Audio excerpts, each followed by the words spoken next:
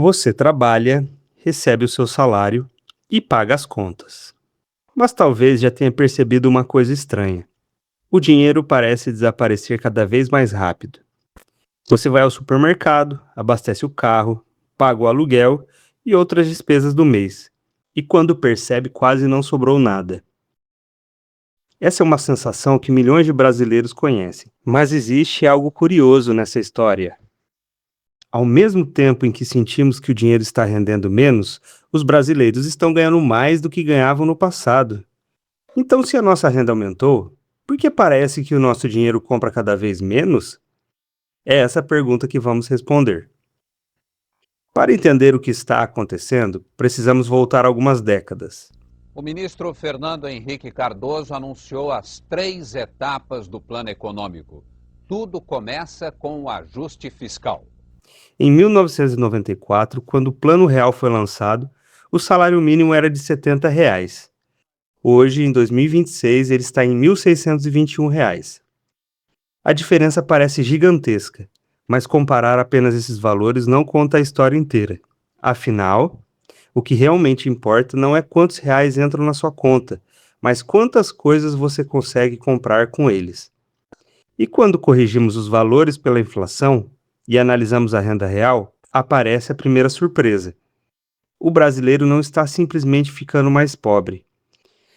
Segundo o IBGE, o rendimento médio real do trabalhador chegou a R$ 3.722 no primeiro trimestre de 2026, um dos maiores níveis registrados pela série histórica.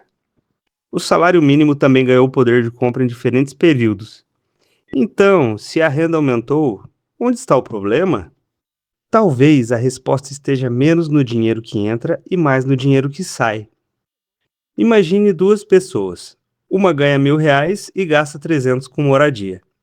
A outra ganha 2.000, mas precisa gastar 800. A segunda ganha o dobro, mas não necessariamente sente que tem o dobro do dinheiro disponível. É exatamente essa diferença que aparece quando olhamos para o orçamento das famílias brasileiras. Algumas coisas ficaram mais acessíveis. Celulares, computadores, televisores e outros produtos tecnológicos podem representar hoje uma parcela menor da renda do que representavam no passado. Mas existem despesas que simplesmente não podemos adiar.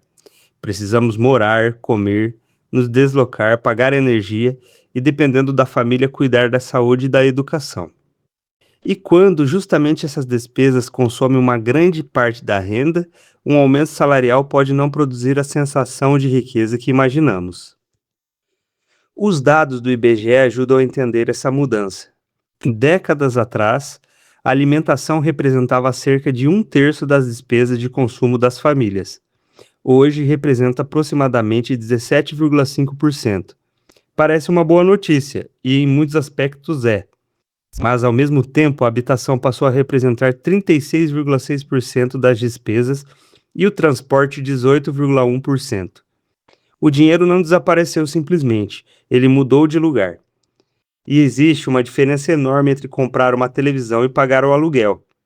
Você pode adiar a televisão, trocar o celular mais tarde ou escolher um produto mais barato, mas não pode simplesmente deixar de pagar a moradia. Também precisa se alimentar, trabalhar, se deslocar e manter a casa funcionando. Em abril de 2026, uma cesta básica em Curitiba custava cerca de R$ 796. Para quem recebe um salário mínimo, isso representava mais da metade do salário líquido, ou seja, mais de 100 horas de trabalho eram necessárias apenas para garantir uma alimentação básica. É aí que a contradição começa a fazer sentido. O brasileiro não necessariamente está ganhando menos, em muitos casos está ganhando mais.